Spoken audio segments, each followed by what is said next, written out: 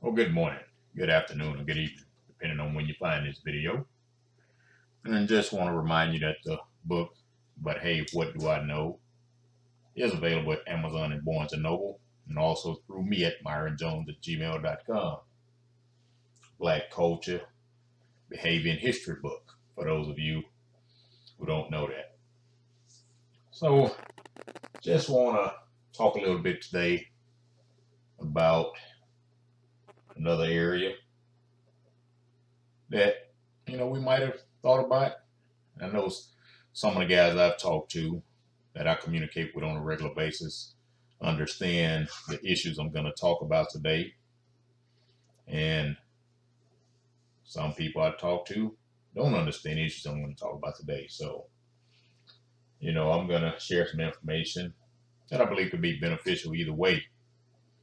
Because we have to ask ourselves, if blacks win, who lose? Because it's in no one's interest for us as black people to ever leave the sinkhole of poverty and even form a healthy business class. And I know, we have people that say we shouldn't be focusing on money. And I'm not talking about focusing on money. I've never talked about focusing on money. I've always talked about economic empowerment. Those are two totally different things. And the Bible says we're supposed to leave an inheritance for our children's children. And so that means we should be planning economically for something that outlives us. And, we've been conditioned in society that we are destined to be poor. This is not our home, forever home. And I know that. And that just shows you how bad we've been conditioned to think in terms of poverty. And you have a lot of people out there that think, we shouldn't be focusing on money. And like I said, I'm not talking about focusing on money. I'm talking about setting up generations. But the people who say we shouldn't be focusing on money don't live on the street. They haven't gave all of their resources to the poor. They haven't given all of their clothes to the less need to the needy or the less fortunate. They don't take their paycheck. Matter of fact, if we shouldn't be focusing on money, why do they even have a job? Just some things to think about. I'm not going to stop talking about what I'm talking about because some people are not comfortable with it. That's me. And I don't care who gets upset. I'm going to talk about what I'm talking about. So, it's, like I said, if blacks win, who's going to lose? And so it's not, the social service industry with their stream of social workers and counselors and groups of experts. They can't win if blacks win. Because think about it. If this group of people actually were trying to help black people get out of their situation, they would be out of a job. So they have to give the illusion of helping without really providing anything that's viable. But it must look like they're providing something that's viable in order for them to remain relevant. And just think about it. Social workers, most of those are government workers. So you can put two and two together. And it's not even in the interest of your so-called civil rights organizations who actually earn their source of sustainability from the needy masses of black people. And the black middle class don't want to see the blacks below them come up out of their situation, their poverty situation. And I touched a little bit on that in the last video. Colorism, caste, inclusion, and exclusion. And you find out who the middle class is in that video. I'm not going to go back over that. But the black middle class they only want special privileges for themselves, but they want to talk a good game to the blacks who are doing worse than them. You see, we need to understand that. Now, our major civil rights organization has been around for 110 years. And what do we have to show for their existence? And who started the organization? Now, and what is a civil rights leader anyway? We supposedly got civil rights, but we're still complaining because we have no rights. When did we ever have a vote to elect civil rights leaders? In reality, they actually did more harm to the black race than good.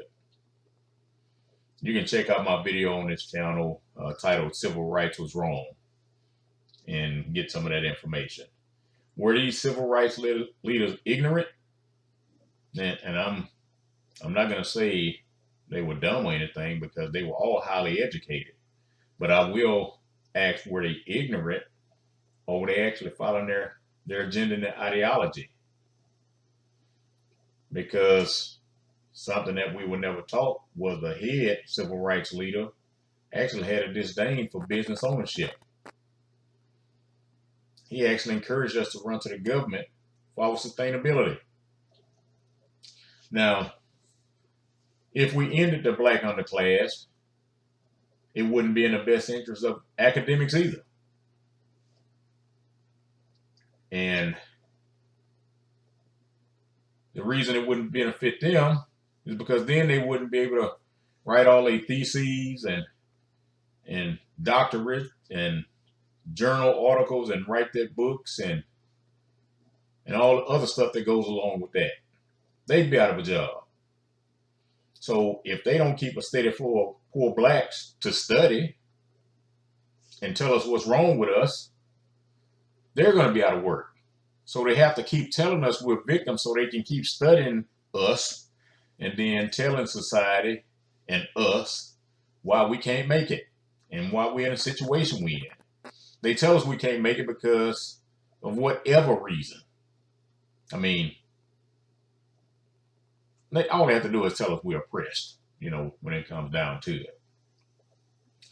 And if blacks come up economically, where does that lead to black politicians?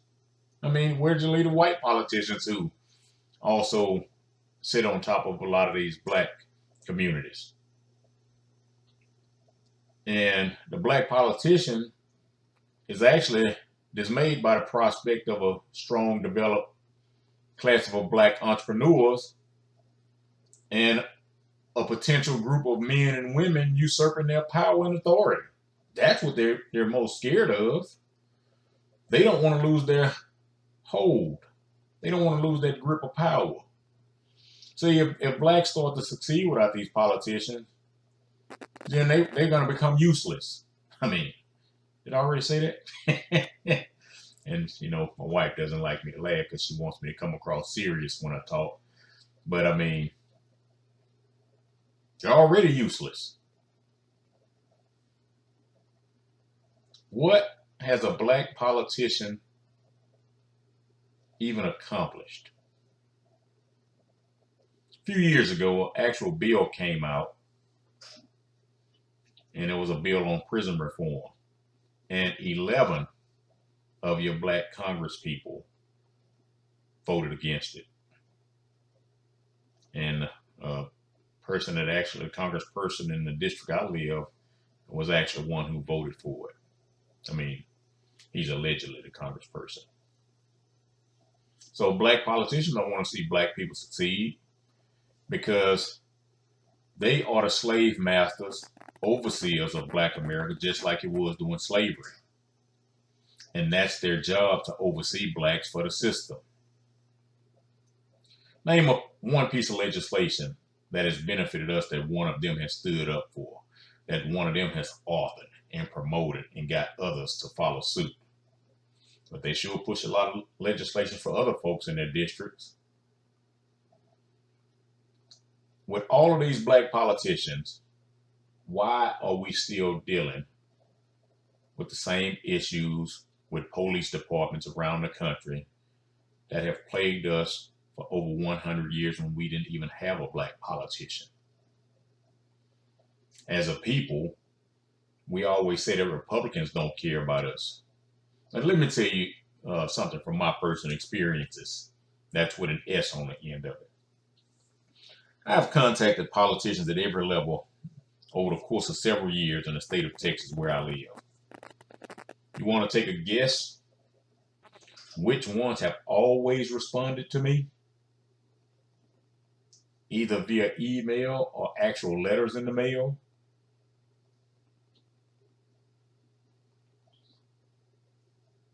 You figured it out yet? But see, I used to do those type things when I thought politicians actually had some value. I don't reach out to any of them anymore because that has actually proven to be a fruitless endeavor, especially when I've reached out to the black ones at every level. Now, some of you may say, well, I've contacted them and I've gotten responses from them. And many of you probably have, and that's great. But has anything improved? Now, who is behind the scenes working with these black politicians to keep us as a permanent underclass? Now, the mainstream media would also lose if blacks started to win. Now, we provide a whole bunch of ammunition for these news shows. Now, a few years ago, my wife and I were actually asked to drive a couple of rounds who were visiting Houston, Texas from out of state. They're from California. And as I'm driving, my wife and I sitting in the front seat and they're in the back seat. Their whole conversation, the whole conversation was focused on CNN. The whole time taking them back and forth, back and forth. The whole conversation was focused on CNN. They were CNN junkies. Everything that came out of their mouth reeked victim.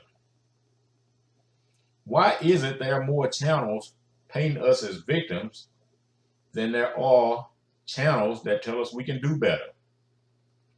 And I remember going out late one night. I have a whole bunch of stories. I could sit in and just talk for hours and hours just on stories. One of the things my wife always tells me is I remember too much because I can go back and remember all the way back to when the kid pushed me off a pier when I was about 5 years old and I didn't know how to swim at the time and I thought I was going to die. I was 5 years old. Around that same time, not the same day, whatever, but around that same age, I was actually hit by a car. Running across the street, following my mom's sister. Matter of fact, when I was pushed off that pier, I was with my mom's sister. But I can remember a lot of things. And all of us remember stuff. It's always in our mind. Sometimes we just push it back because these things hurt us and we don't want to remember. But the mainstream media their job is not to help us in any way think about doing better or becoming better. And as I stated, I remember going out late one night with some other men who were business leaders. And all of us were from different backgrounds. Some came from out of state. And we had all actually attended a seminar together. And then we just wanted to get to know each other a little better because all of us didn't know each other. And so we decided we would go out and have some fellowship, break some bread late that night after the seminar was over. And the seminar was over around midnight. And so we found a 24-hour spot. And there was probably about 20 or 30 of us, all in suits. And as soon as we walked in the restaurant, all eyes turned to us. I mean, probably because we're coming in after midnight with suits on, and you got a whole bunch of black men that time of night with suits on, and I guess that just looked uh, not normal, I guess. But all eyes turned to us, and immediately, I can't say what anybody else heard, but I heard somebody say, they must be that new group of black Republicans. And in all honesty, I had no clue where these men stood politically. And I still have no clue where most of them stand politically to this day. But that's how the news outlets train black folks to think. Why is it when we see blacks dressed a certain way, we have to classify them in our heads as something other than businessman? I mean, and the reason I said that, I was out one night with another couple of guys, business owners. We were kind of hanging out locally after a seminar. One night it was just a couple of us, there were three of us. And of course we had suits on. And a young lady approached us, which I thought was very dangerous because it was probably about 10:30 at night. And a young lady actually approached us. She was dressed professional. And she approached us, "Are y'all doctors or lawyers or something?" And I asked her, I say, "Why can't we just be businessmen?" And I left it at that. Because lawyers and doctors are not the only black men who dress up in suits. And so we've been trained and we've been conditioned on how we should think toward one another. And just so you know, whenever me and some of these guys get together, I mean, because we've actually met in different seminars all over the country in the past years. Now, we're not doing any of that stuff right now. Well, I hadn't been able to do it anyway because of my surgery from a couple of years ago, and still haven't totally recovered from that. But, you know, with the pandemic going on, you know, we're not really allowed to meet. And I mean, I guess we could in small gatherings, but, you know, you don't want to sit there and meet with people when you got the social distance. So we have to communicate via Zoom conferences.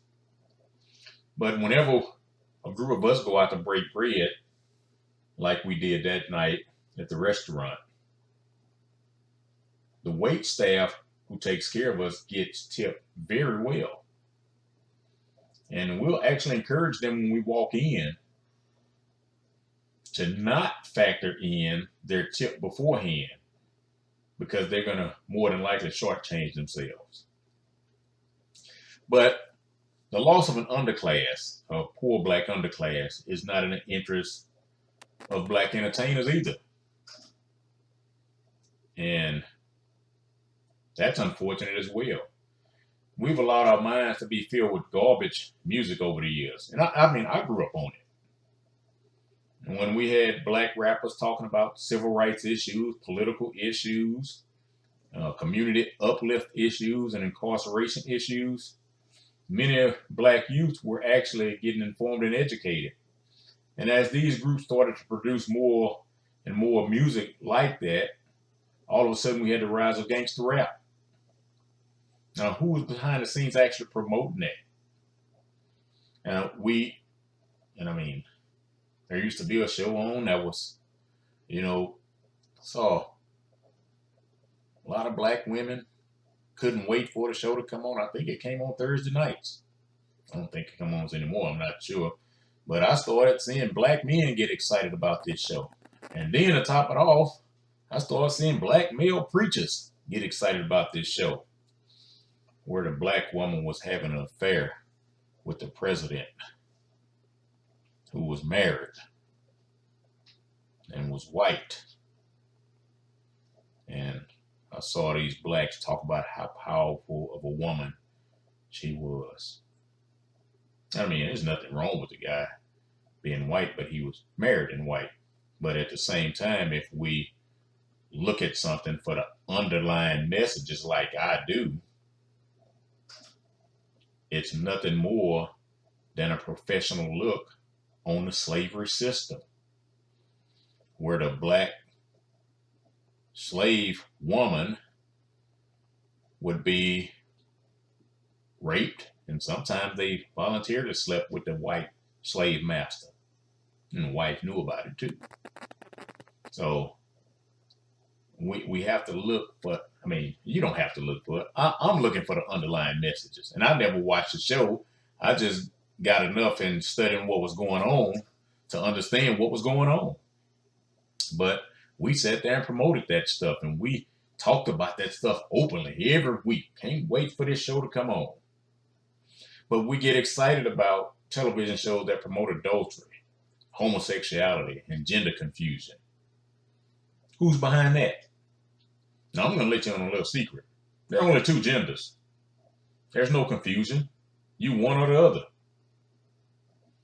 Now, the only thing that it would actually do to begin reversing some of this community decline among the black race is just a few good black men. And that's men determined to stand up to preachers. I mean, it's got to be more than me. Men, black men who want to stand up and who willing to stand up and not back down from politicians and these civil rights leaders.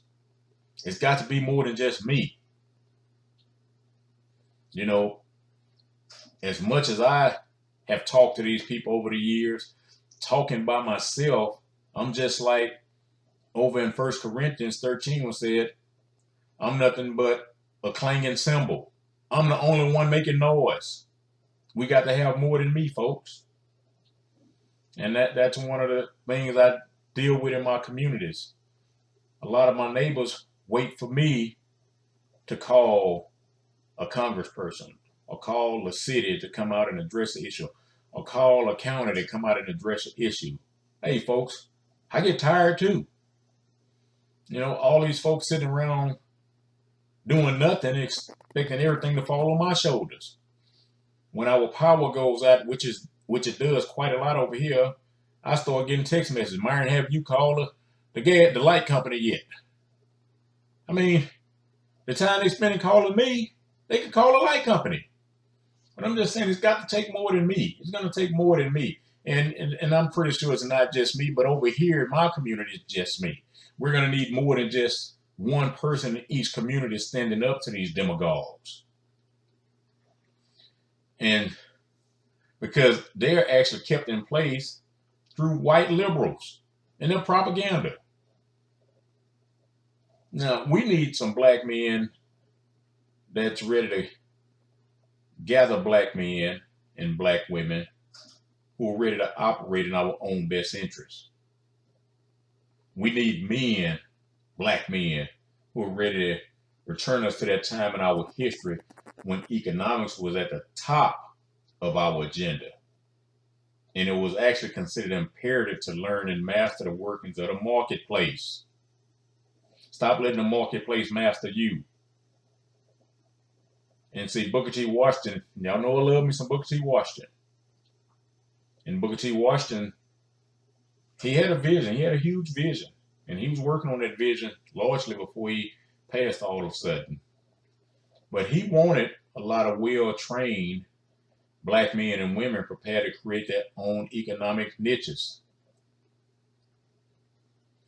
But you know why something like this has been a hard road to travel for many blacks? Because we have a whole class of blacks and whites who do not want to see blacks do better. When you have a black person who talks about doing better, he or she gets ostracized, criticized, and marginalized. Victims do not understand empowerment. It is not in their nature because they've been conditioned not to understand it. And since they can't understand empowerment, they have to promote victimhood. And by teaching victimhood, they pass that thought process onto their offspring and the cycle continues. Now, Booker T. Washington also said he was hard on preachers. You'll probably never hear that part of history, but he was hard on preachers. And he said, and I mean, he actually went to, I think, seminary, and I don't even think he stayed there a month before he burned rubber. But he said as soon as some black men halfway learn to read and write, they actually grab a Bible and run to the church, or they run to politics, and sometimes they do both. And he actually viewed this as a situation setting a precedent that could actually ultimately weaken us as a people. And look at what we're dealing with today. Preaching a politician. And I'm going to stay on them because that's where most of the damage has come from in our communities. The preacher and the politician. So he felt like they didn't play economically productive roles like the people did, the leadership, and they don't really have leadership in other cultures and other races. They just have a class of people who understand business and economics. And all we understand is preachers and politics. I'm actually reading a book right now. And as I stated, not going to give out the names anymore. I'm actually reading a book right now. And it's talking about how all these different religions have gotten it all wrong. And the guy said if all of them were teaching the same thing, we'd all be fellowshipping together. But he said everybody's got their own ideology.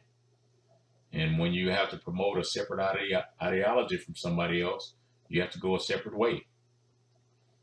And talking about, for years, I've tried to get pastors to engage me on God is 3 in 1 people. God, Son, Holy Spirit is one person.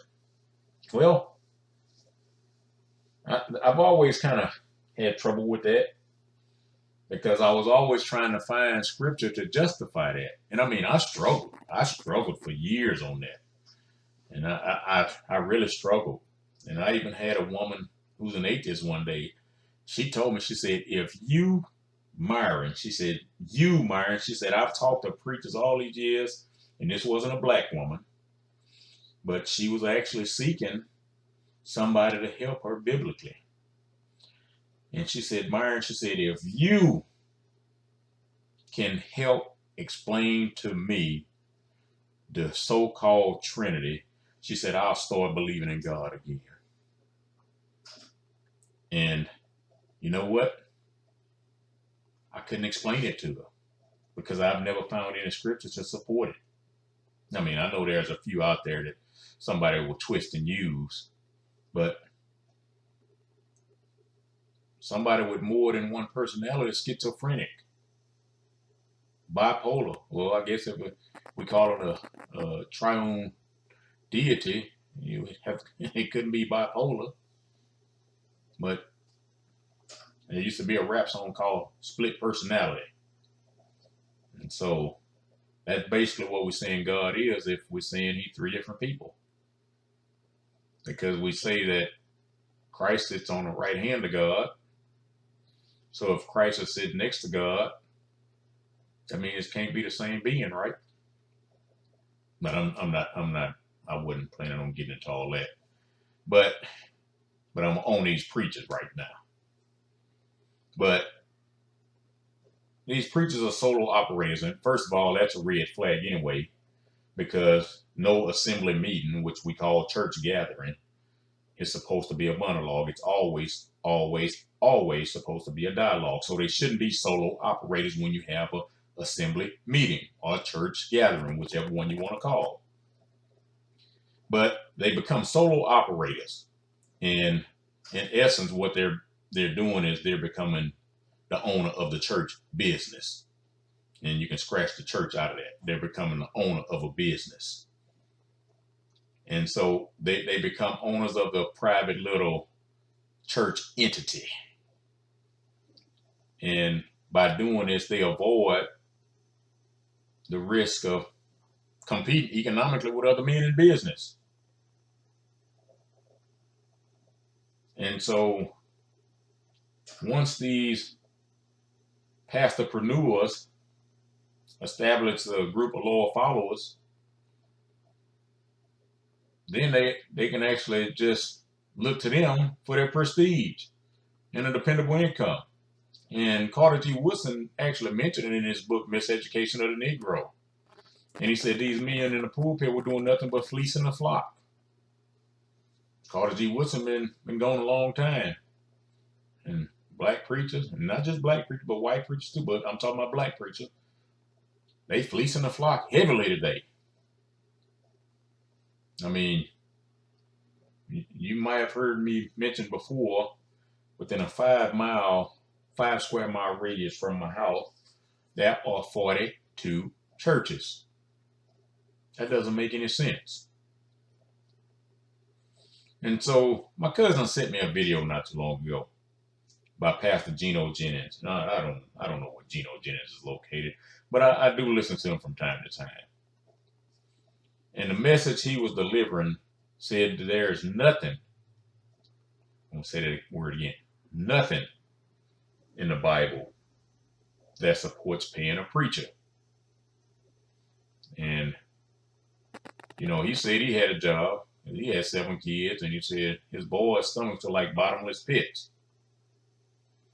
And, well, Booker T. Washington actually told a joke once before that he had heard about a poor farmer. And it seemed that the farmer, after spending a whole bunch of years plowing that field with his mule, he just got tired of it. He got tired of working in the hot sun for long hours every day. And some of you know, one summer I went up to East Texas and worked on a beef farm. And guess what? I was in the sun all day. And I mean, I love the outdoors. So I actually enjoyed working outdoors, you know, with the bull. You know, I got to brand the bull, and, you know, we worked with cows and sheep and horses and pigs, and, you know, so, I mean, I felt right at home there. And I had never been on a farm before, but I felt right at home. I enjoyed it. But I didn't have to do it for a living. But the farmer got tired of the hot sun and long hours, and he decided the sun's so hot and that ground so hard, I believe this Negro is called to preach. And right today, we see many black men who've dropped their plows and started to preach because they don't want to work. Sure, preaching is working a job in a sense. I mean, it's work. I ain't gonna say it's a job, it's work. I mean, but anything we do is work. Reading is work. Talking is work. Sitting down is work. Watching TV is work. So yeah, preaching is work. But that type of work is supposed to be for every man who's running his own house as the head priest of his house. So it can't be work for them and it's not work for you. And, you know, they'll twist that scripture and say you're supposed to give them double honor. Well, you might want to read some more scripture on what honor actually means. Because if they getting paid for delivering the message, why you can't get paid for delivering the message? But see, that's when they'll get off into all that other stuff. And so I've talked about preachers in the past, and I'm not letting up on them because they've done too much damage and destruction to our communities, and they still doing it right today.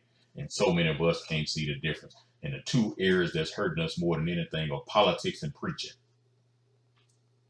But that's why we keep going to get our feel-good messages. And our feel-good messages leading us straight to hell. But preachers from times past, they did their teaching and preaching, but they also did it right along with working a job or running their own business. Why should we pay tithes to take care of a man and his family to live better than ours?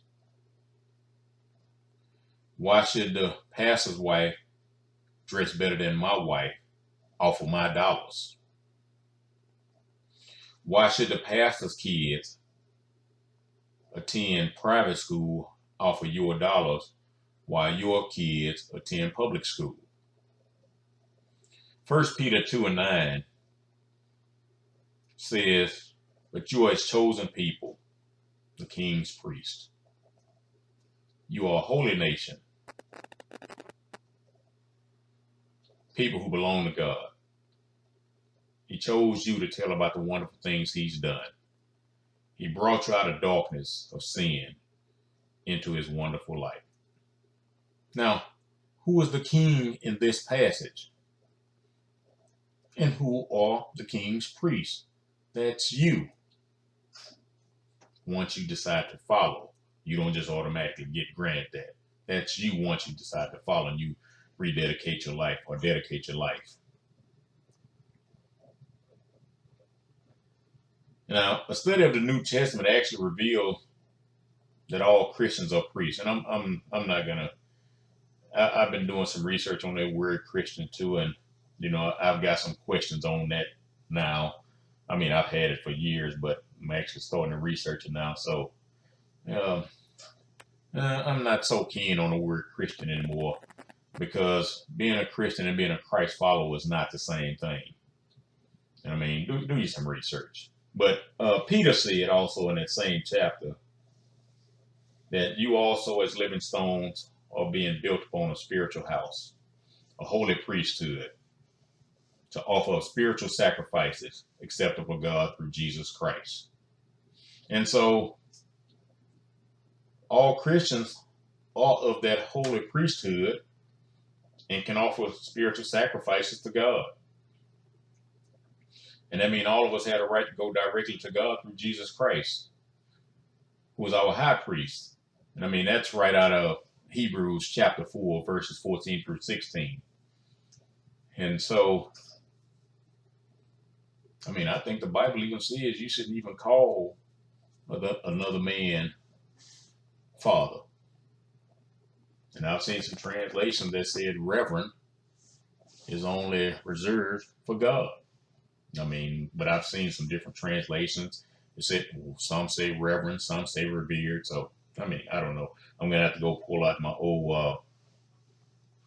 1610 King James or my 1582 Dewey Reams Bible and see what that says. But I didn't check that before I started talking on this video.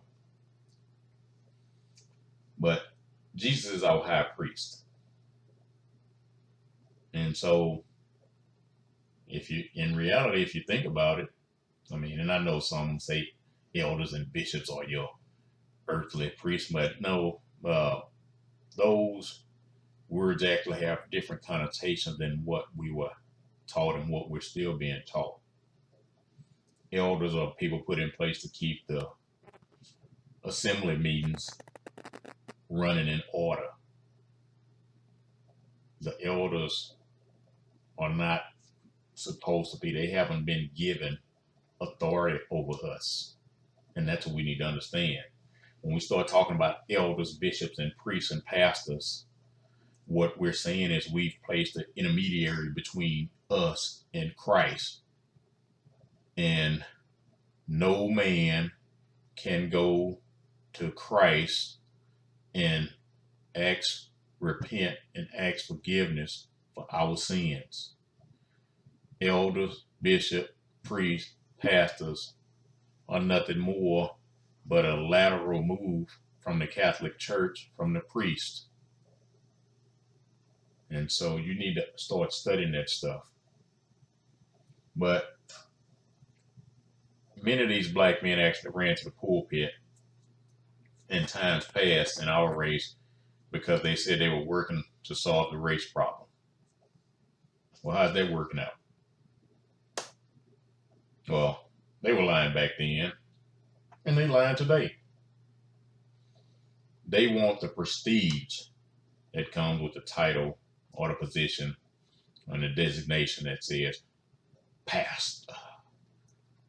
reverend.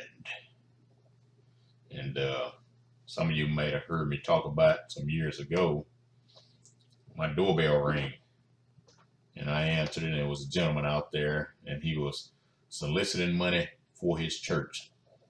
And I said, "What's your name?" And he said, "Reverend so-and-so." I said, "I'm not at your church. What's your name? Your mama didn't name you Reverend?" And he didn't like that, but I didn't care. I wasn't at his church, and he was at my house begging for money. And I didn't give him none, if I remember correctly. I mean, I might have did, but I doubt it. Because some days, I act like a sucker. So I don't know, but I doubt it. But they want the prestige that comes with being called pastor or reverend. And not all of them, but a great majority of them.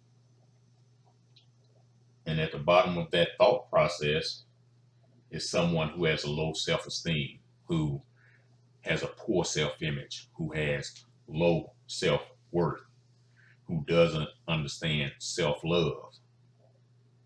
And it's not just preachers like that. Anybody who has to be referenced by a title suffer from those same diseases.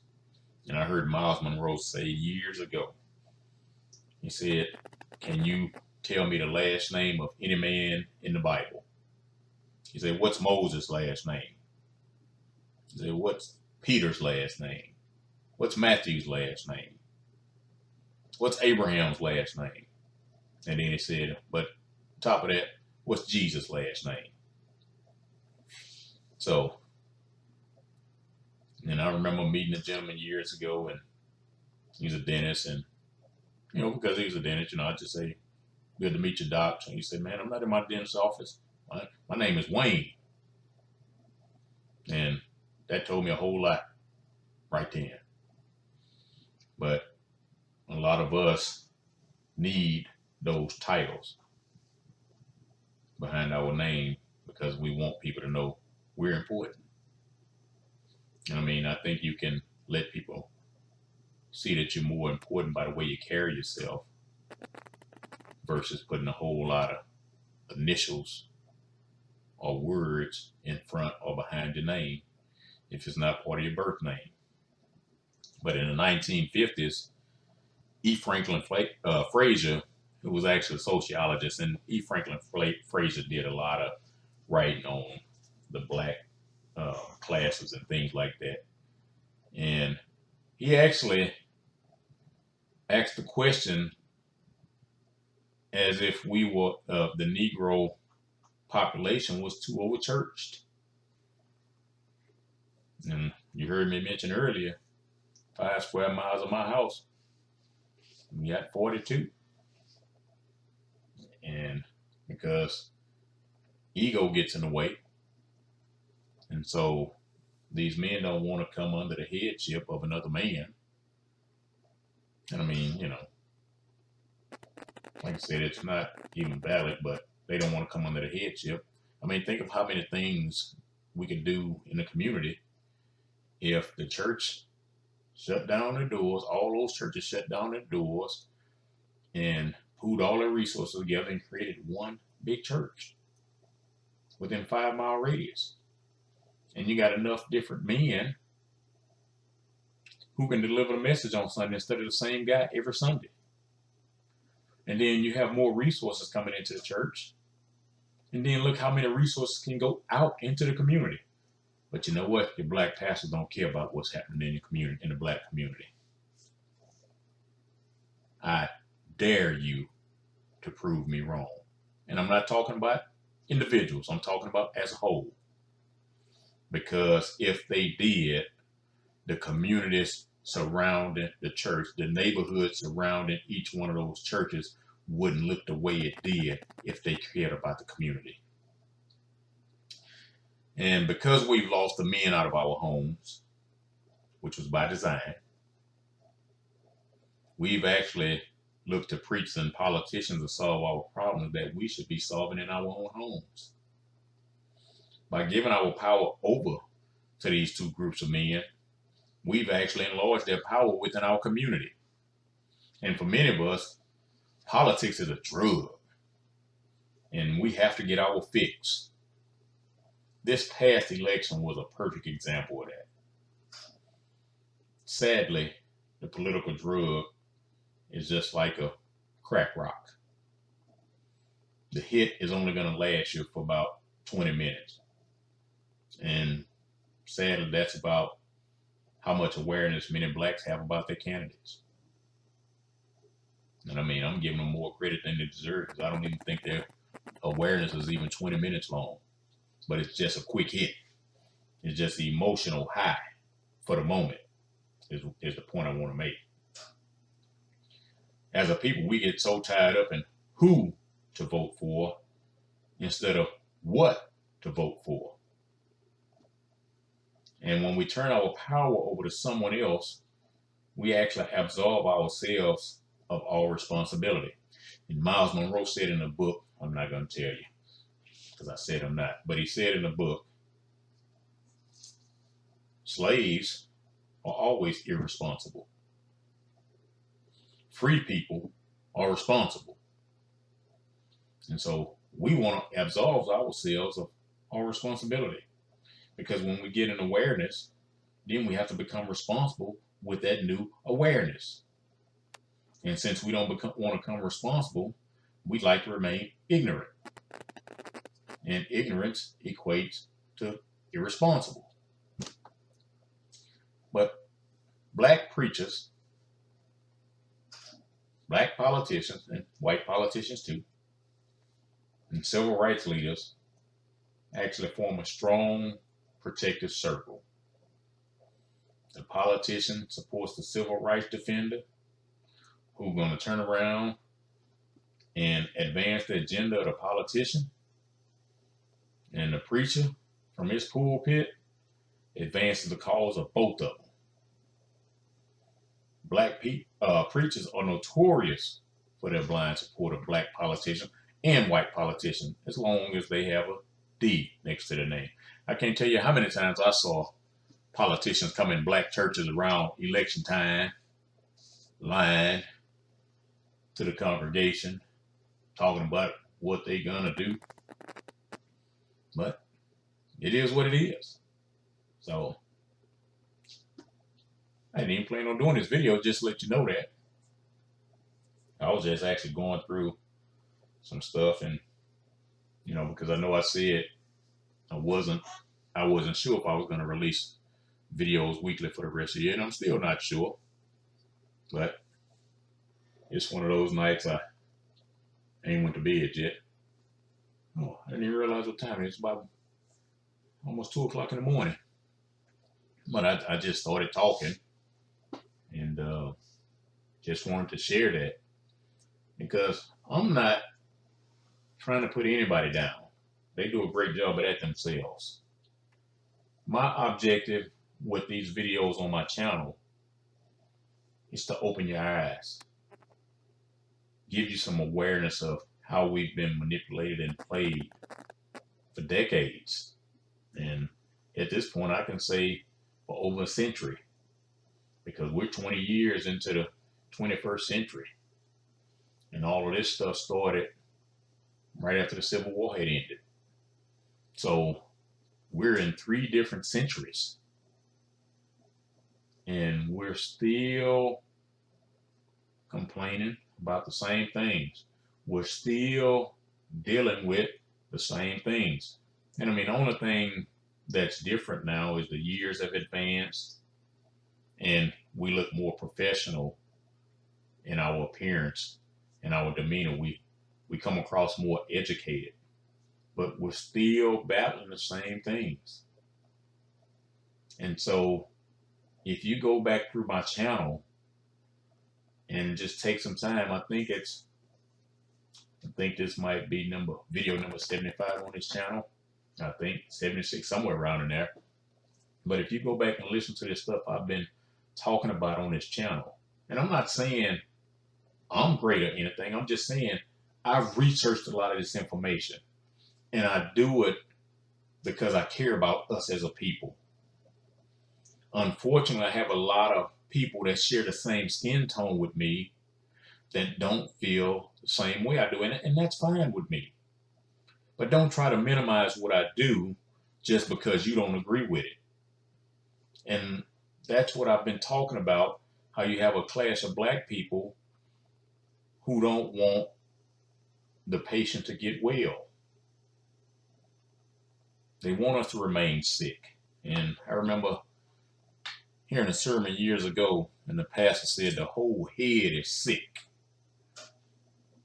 And we got to come up off it. We got to start uplifting one another. We got to start being there for one another. And sadly, I think it's going to be maybe 25 to 30% that are actually going to want to make that change, shift a little bit, and go a different direction. But it's going to be black men and women who are strong mentally. They're not going to be able to sustain and hold themselves up if they're weak mentally, because those professional victimizers are going to eat them for lunch. So I'm looking for some more black brothers and sisters who want to help us advance, help us empower ourselves, help us to do better. I mean, sure, at some point we're going to all expire from this life and move on, but what kind of life are we going to leave for our kids? What kind of life are we going to leave for our grandkids? What type of things are we going to ingrain in them mentally to help them do better than what we've done? Our kids are supposed to stand on our shoulders. They're not supposed to be standing next to us. They're supposed to start off above where we plateaued. And I mean, we don't really have to plateau at any point. We can still always build. We don't even have to listen to society tell us you have to retire or you need to retire at this age. I mean, I know a gentleman, 85 years old, and he's still going strong today. And I mean, I still listen to him on a regular basis. Because you know what? When you've been active all your life, and then you step back and you start becoming less active, and then less active goes to inactivity, and all you're doing is taking yourself to an earlier grave, in my opinion. And so the lifespan is much longer today, and so we can work longer, but we have to learn how to work longer and smarter, not longer and harder. I want to see us succeed. I want to see us win. Because, yeah, like I said, we're going to leave everything once we're gone. But why leave our kids in a position to struggle? Why put our grandkids in a position to struggle? I mean, the cost of living is steadily increasing.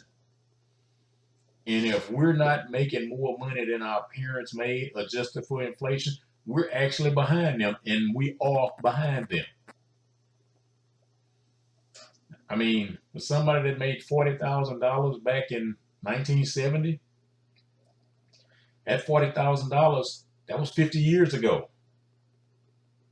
Check the deflation and devaluation of the dollar over those 50 years and see what $40,000 is worth today. And then see what you would have to be making today to be earning at the same equivalent of what $40,000 was worth in 1970. And then ask yourself, are you really doing that much better than your parents? I can tell you what the answer is: no. And so I'm just I'm throwing my heart out to you, because I mean, I'm deeply disturbed. I'm deeply disturbed. And like I said, I've seen these people over years, pastors, politicians, so-called civil rights leaders. Because I mean, I've met some who've let me know they're members of certain civil rights organizations, and I mean, delivering nothing. They're delivering nothing productive to us as a people. But they got a whole bunch of titles. They're the face in the community. Pastors around here, the church is renting them limos for pastor and wife anniversaries. How much money did it cost to rent that limo? Could you have bought a few meals for needy families with that money? I mean, I'm just asking questions. Was there a family that had a need? Maybe the lights are getting ready to get turned off. Maybe the gas is off. Maybe the water's off. But we're letting these pastors fleece us to enhance their lifestyle. Why are we celebrating the created instead of the creator? I've never been a big fan of pastor and wife celebrations. Okay. You've been preaching for how long? Okay. Congratulations. That's about all I can do for you. You've been married for how long? Okay. That's all I can do for you. My wife and I have been married just as long as you. Or me and my wife have been married longer than you. And, so why are we celebrating? Why are we giving them money for that? I mean, if we're going to give them money for their wedding anniversary, why not take a collection up and give every time a couple in the church has a wedding anniversary? Why they not getting money too? We got the pastor anniversary of how long you been in the ministry. Well, why don't they take up a collection for you for how many years you've been attending that church? We got these politicians around here talking about they doing good stuff for the community, but in reality, they working along with the system to gentrify our communities, and they bringing in these other businesses that refused to come into our communities years ago because it wasn't enough money coming through that base. And so now they want to sit here and tell you, these council people and all that, they want to tell you that they're doing things for the better good. But the better good of who? Because they're working, like I said, they're working with the system to gentrify it and push as many black people out as they can. I mean, I can't tell you how many calls and how many letters in the mail we get to buy our house. And I've actually had to get downright rude with some of these people. One guy gonna ask me, well, what if I made you an offer so attractive that you would really contemplate? I said, there's no offer you can make me that will be attractive. But they want to call me and my wife, send us letters in the mail, but these houses down the street and around the corner have for sale signs in them. If you really want to buy a house, go buy them. But see, those houses are already empty. So they don't need to remove the black people out of those houses. You get what I'm saying? But that's what your politicians help promote. But you keep going vote for these jackasses. And yeah, I said it. I mean, I was told on my last video by more than one person that I sounded kind of angry. And yeah, I'm going to tell you, I am angry. I'm angry at the people who've been lying to us for decades. I'm angry at the people who keep telling us we're victims. I'm angry at the people who keep telling us they're working on our behalf, but I know behind the scenes they're working against our interests. Yes, I'm angry. I'm angry.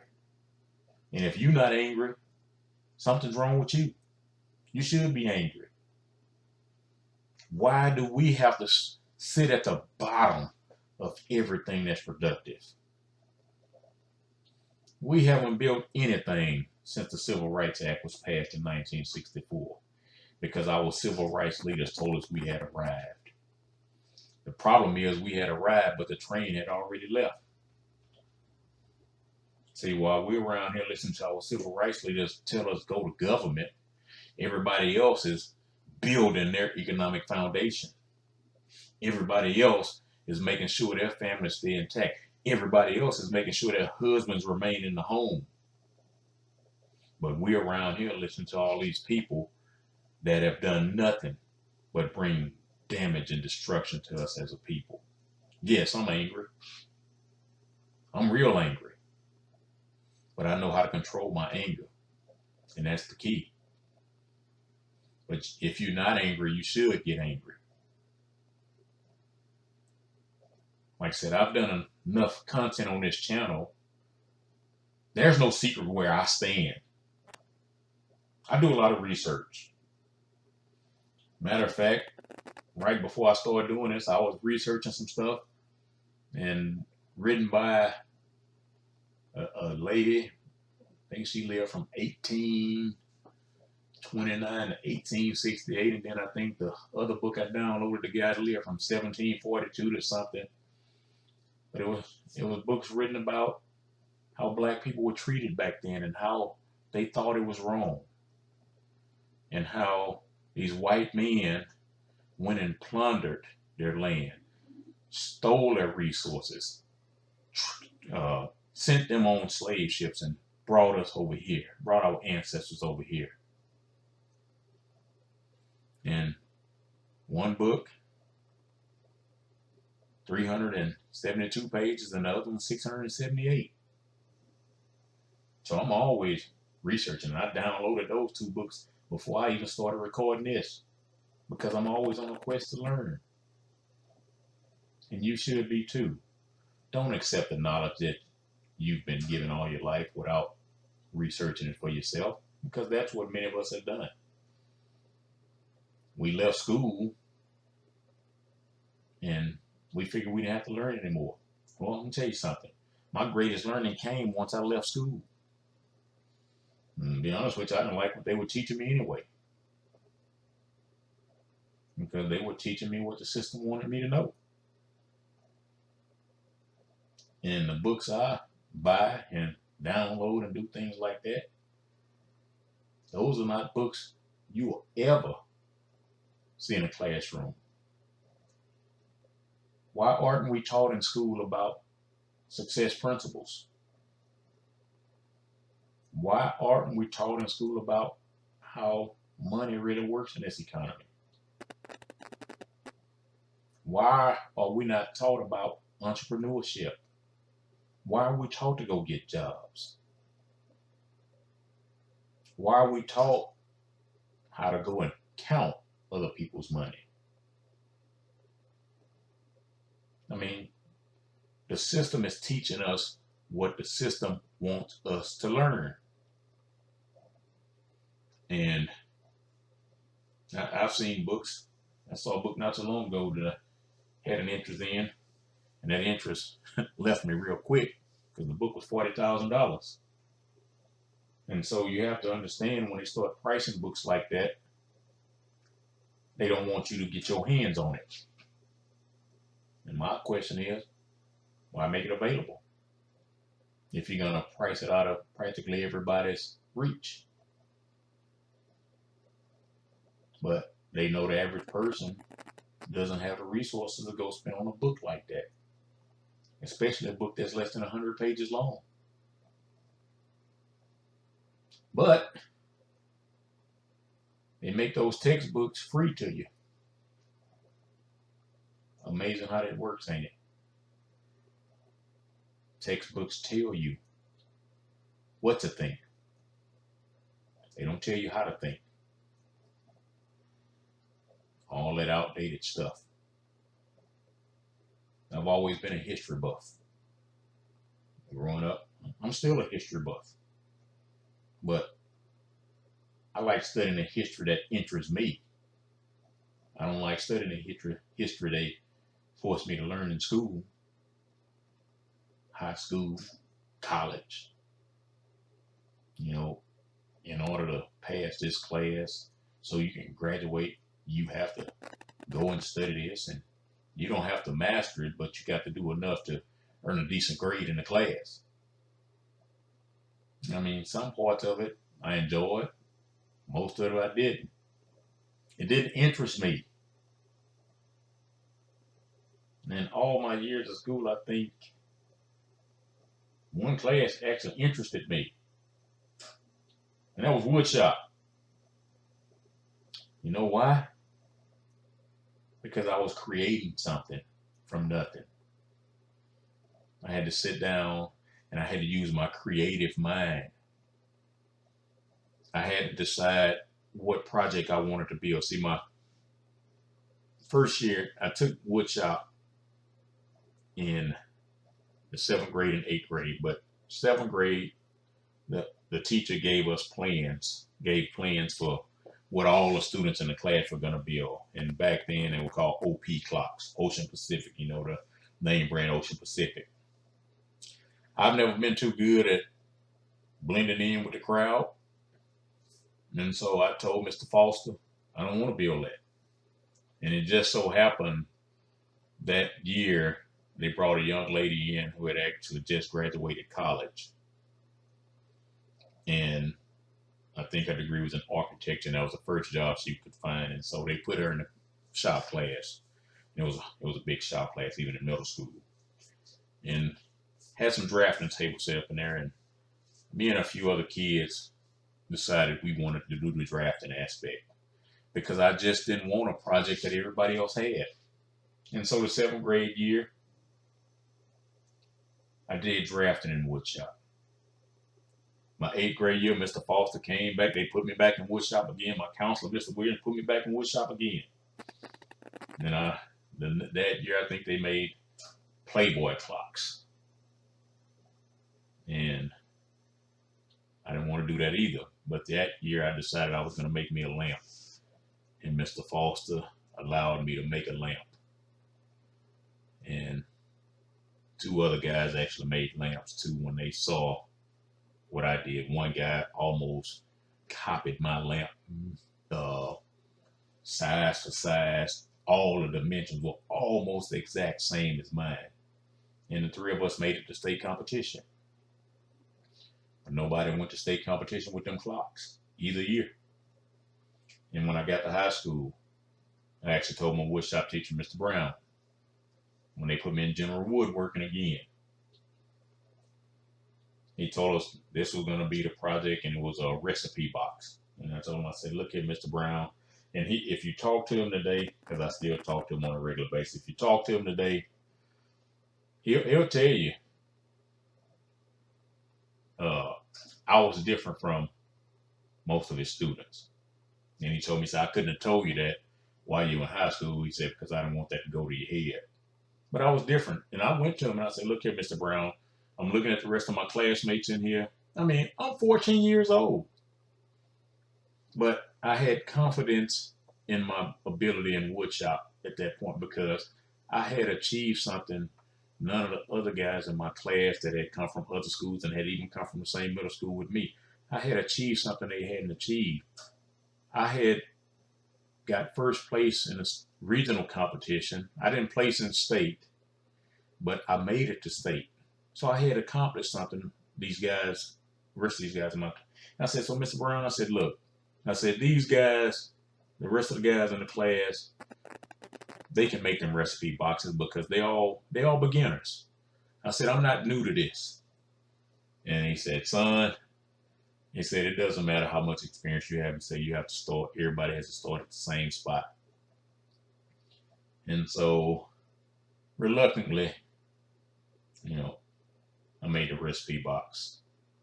And I think it's still in my parents' house somewhere, but last time I was over there, the stand it used to sit on is no longer there, so I don't know where my parents put it, I'm not sure. But that year, and I told him I want to make a dining room table. And he said, well, you can make that next year when you get to your first year of advanced woodworking. And so there was a guy, 12th grader in the class with me, because they will combine the advanced students and the beginning students together, as a way to kind of help the beginning students along. And a guy named James was making his dresser. And I just asked Mr. Brown one day, I said, Mr. Brown, can I help James work on his dresser? Because James was working on a dresser so we could take the regional competition and, hopefully along the state, which he did. And Mr. Brown asked James, would it be okay? And James told me it was fine if I worked with him. So working with James that whole year and still complete my recipe box. James' dresser had eagle ball and claw feet on it. And I was so impressed by the eagle ball and claw. But I wanted my design, my drawer design, to be different because I don't like to copy. I don't like to be like other people. And when I came back the very first day of my 10th grade year, I told Mr. Brown, I said, I want to make a dresser this year. And he said, well, what about that dining room table? I said, oh, no, I don't want to make that no more. And so he said, okay. I made the dress. I advanced out of regional competition, and I got a 3rd place ribbon in state. And Mr. Brown fussed that, well, he didn't fuss, but when we had our Christmas break in that year, I actually asked him, could I take a few tools home and take my eagle ball and claw feet home and work on them over the Christmas break? And he said, sure. And that totally impressed him. And I wasn't trying to impress him. I wanted my project to do well in state, in regional competition and state competition. And I mean, because I like my stuff to be good. And so I think Mr. Brown might have still had some reservations about my talents because I came back the next year. And I saw there used to be a store, a furniture store here called, I think it was Fingers Furniture. And back then my parents used to get the newspaper. As a matter of fact, up until my dad passed last year, he still received the daily newspaper. And there used to be, every Sunday, there always used to be a Fingers Furniture ad in the newspaper. And I saw this beautiful china cabinet one day. And I kept that paper and I took it to school. I said, Mr. Brown, I want to build this china cabinet. And Mr. Brown had never had a student that built a china cabinet look like that because the top is not a flat top like it with a curved front. It wasn't traditional. The top curved all the way from front to back, and that had never happened. And Mr. Brown told me he had never even seen it in competition in all his years teaching. And he said, well, what about the dresser? I mean, the table. I said, I'm not interested in making a table anymore, Mr. Brown. And so the legs I built on the china cabinet were actually shaped like cobras, with the coiled tail and the flared out head and all that.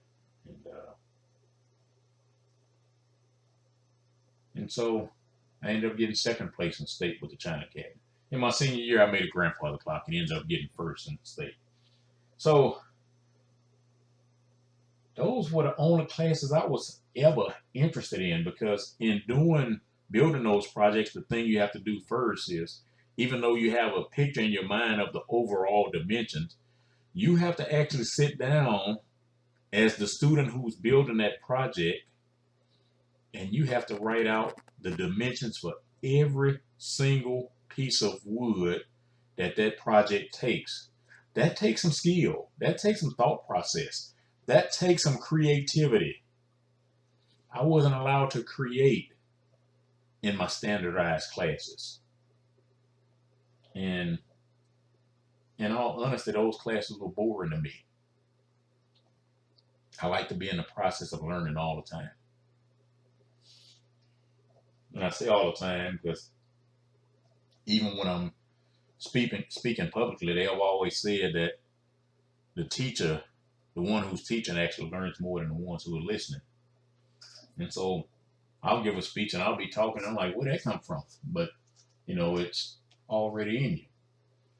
But I want to see us, and I'm making a point, I want to see us as a people learn how to be creative again.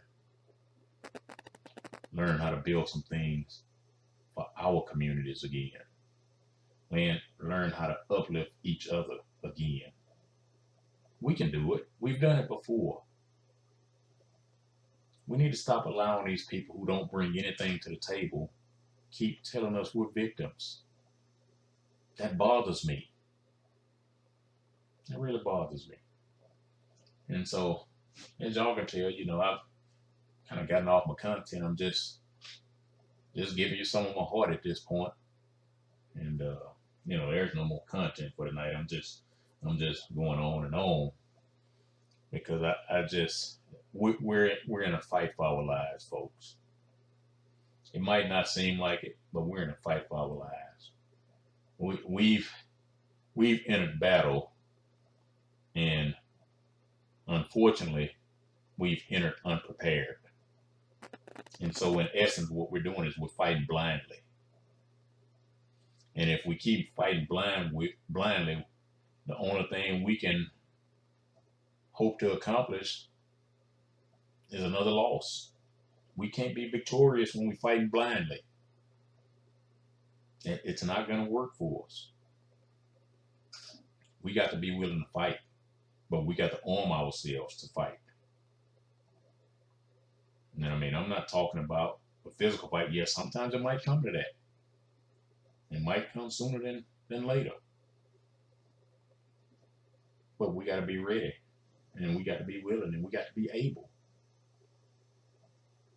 And I was actually had a doctor's appointment yesterday, and my baby sister's actually visiting here right now, and she had a doctor's appointment yesterday. I took her to, and but in between taking her to the doctor and coming back home before my doctor's appointment, there was an American Heroes channel. They were talking about the Red Tails, the Tuskegee Airmen fighter pilots.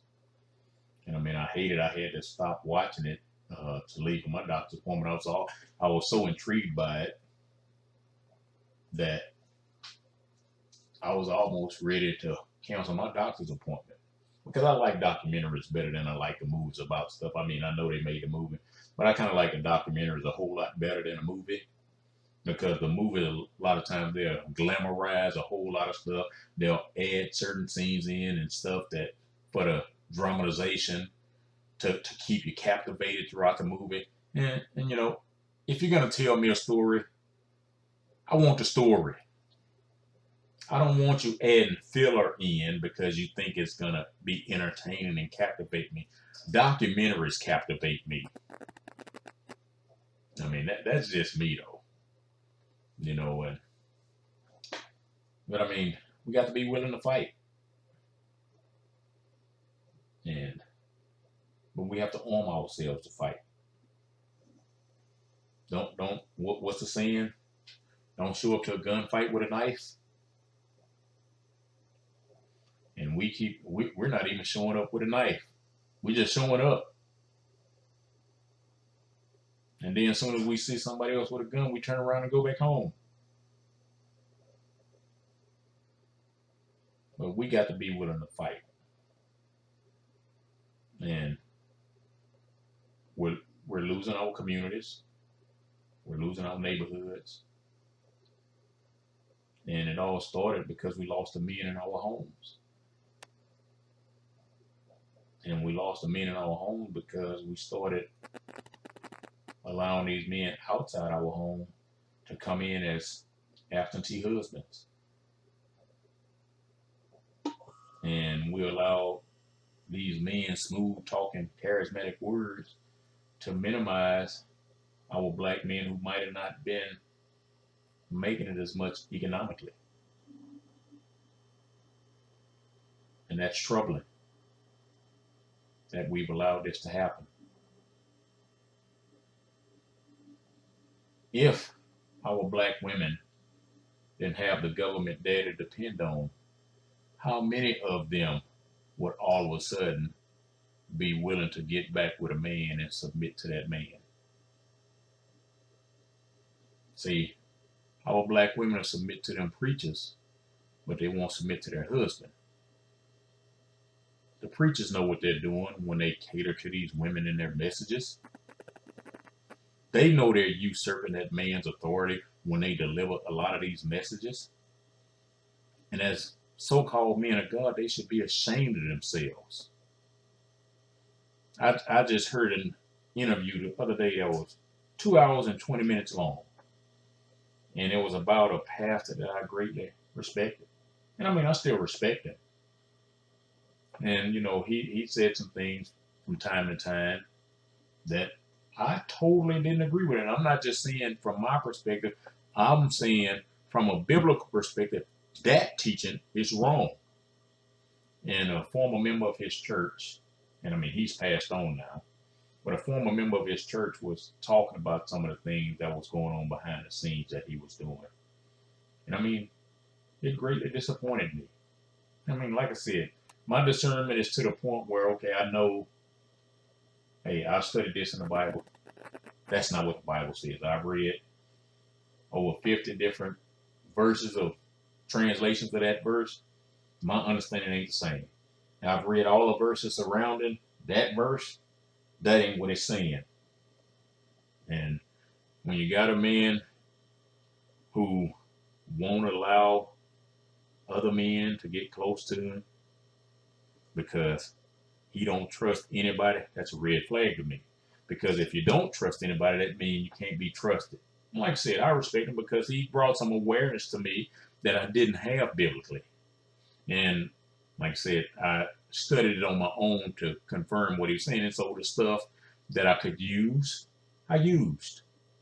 And I learned from the stuff I know wasn't right. I left it there. I used the grocery store method. You go to the grocery store, you get a shopping cart, push a handheld. You don't put everything in the basket in the store. You only go in the store to get what you need. And so I took from him what I needed. And all of that other stuff, I've chewed it up and I spit it out. Kind of like babies do. I spit it out. I spit out that stuff that wasn't good for me. But I didn't realize how deep this guy was in manipulating his people behind the scenes. And so it was disheartening to me. And I mean, I know, some of you out there say, no man is perfect. And I totally agree with that. And that's why I could leave, because we all make mistakes. We all fall short. But when you knowingly manipulate, and this former person that attended his church saying he knowingly did what he was doing. And she said he did it on purpose. And I mean, I even heard him, say he didn't have anybody else that he really looked to spiritually. And I mean, I guess once you get to a certain point, I mean, you have it, but you still need to bounce the things off somebody. And I reached out to an older pastor friend on yesterday, and I just had a couple of questions for her. Yeah. So I have enough humility to admit when I don't know something and when I need help on something. But I started seeing, like I heard a guy do a speech years ago called Cracks in the Ice. And he said, nobody had a right to criticize men of God. Well, if I became a new believer and I joined Christ's priesthood, that made me a man of God, because he said nobody can judge men of God except another man of God. But as he put it, to say basically, you as somebody sitting in a congregation, or you that might be watching online, you don't have the right to criticize or question a man of God. But he would sit in the pulpit and talk about what other men of God were doing. So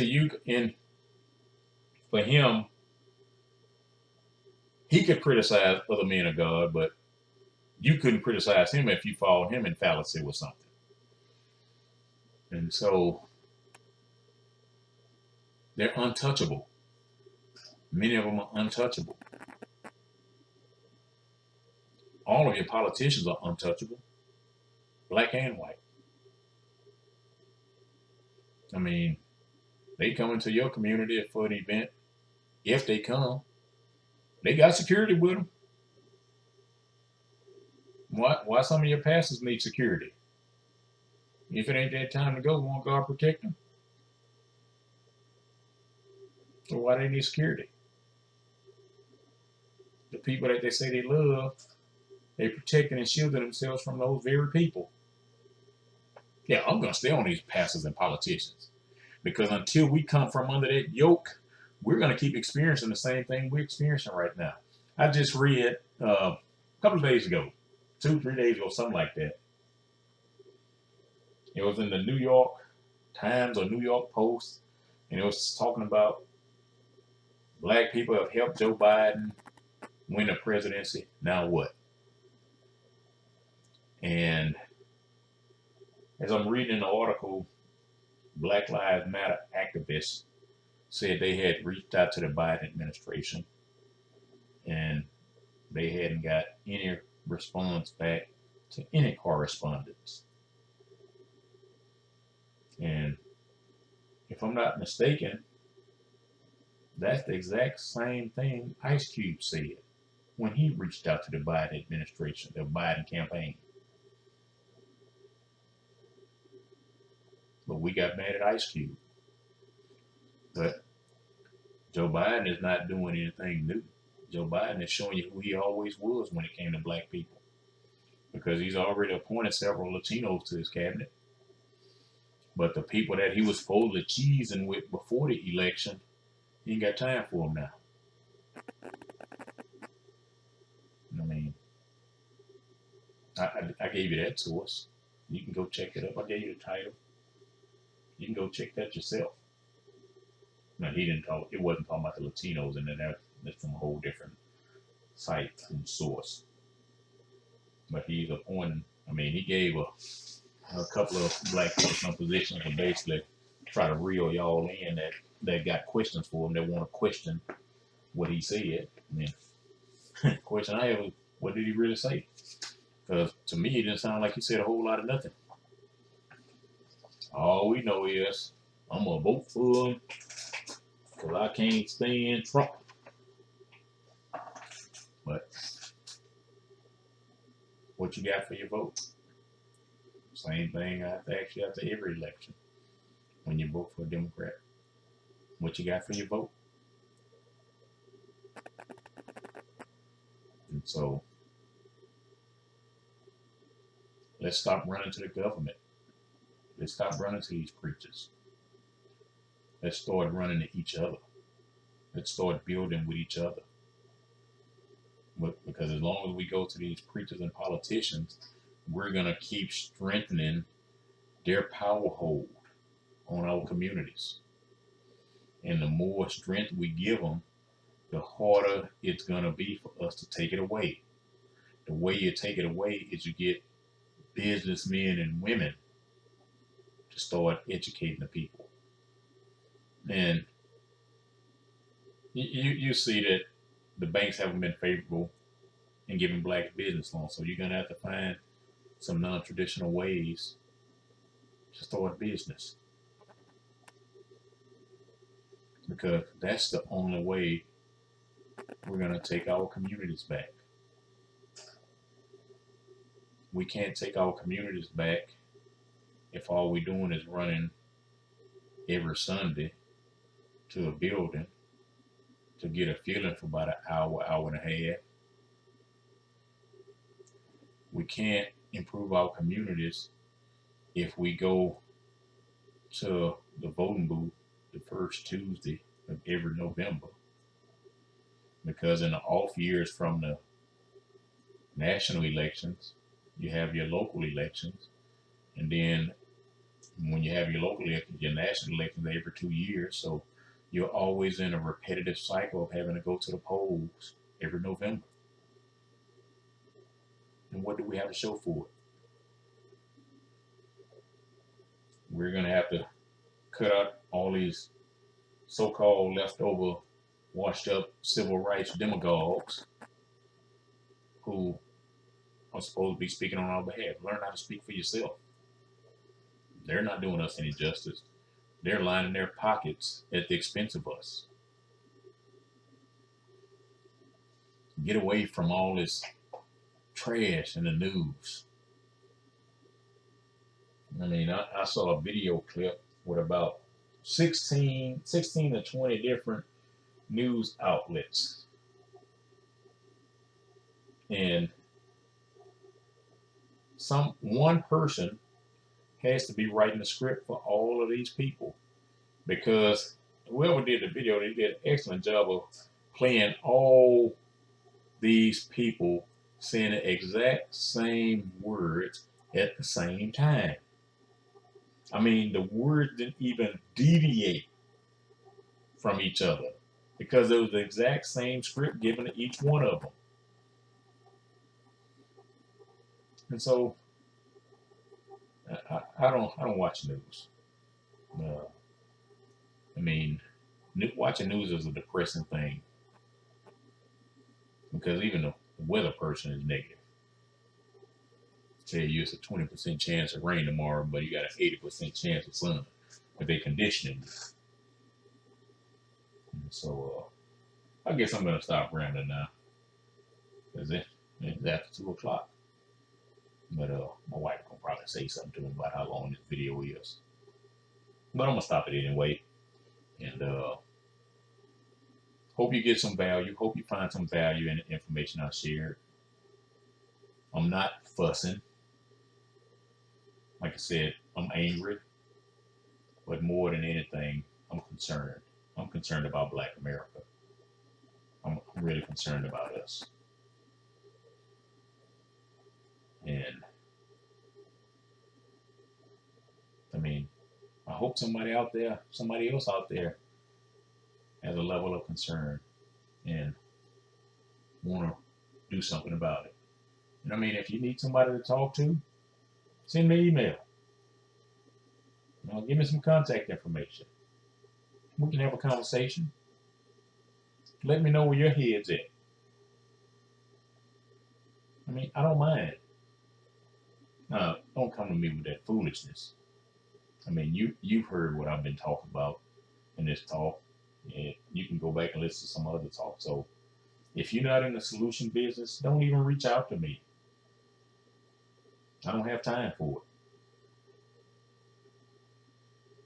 And we got a lot of people out there that can find a problem for every solution.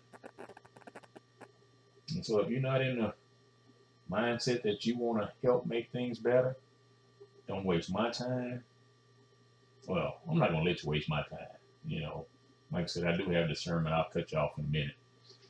But don't waste your time if you're not in the mindset of finding a solution for our issues that we're dealing with and being plagued by. I'm concerned.